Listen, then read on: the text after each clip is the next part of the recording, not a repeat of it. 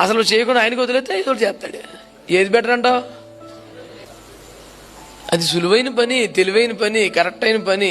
తెలియక జనాలకే తెరసాపు చిరిగిపోయి నీళ్ళు వచ్చి తోలు నిండిపోతుంటే బకెట్లకి వెళ్ళిపోయాము ఇంటికాడ నుంచి తోడిపోసేస్తున్నాడు. ఒక్కొక్కడు తోడిపోసి అని చెప్పి వేసిన మాటలు అంతా ప్రభు నశించిపోతున్నాడు. అలాగే సముద్రం ఆగన్నాడు. ఈ ఎత్తిపోతలు తోడిపోతలు అయిపోయిందాకా ఆయన చూశాడుగా. నువ్వు ఎలాగైనా ప్రాబ్లమ్ని హ్యాండిల్ చేద్దాం ట్రై చేస్తుంటే బిడ్డ కష్టపడతాడు కదా అని చూస్తాడు. సమాజ నా వల్ల కాదయ్యా నువ్వే చేయబట్టి చేసేస్తాడు. అది ఉద్యోగమో, కుటుంబమో, పెళ్ళో, ఆశతో సమస్య ఏదైనా నువ్వే పరిష్కరించాలని తెగ తిప్పలు పడి అలిసిపోతున్నావురా.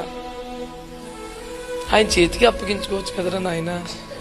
నా రాజ్యం, నా నీతి మీరు ఎతకండి, మీ ఏమి తిందుమా ఏమితో అవన్నీ నేను చూసుకుంటాను అన్నాడు. సింపుల్ డీల్ అది. ఇంతకీ ఏమర్థమైంది మీకు? ఆయన చేతికి అప్పగించగా నువ్వు చేయవలసింది నువ్వు చేయనా. ఏంటది? ఆయన రాజ్యం, ఆయన రాజ్యం కొరకు, ఆయన సేవ కొరకు నువ్వు అది చూసుకో. నువ్వు మీద ఆయన చూస్తాడు.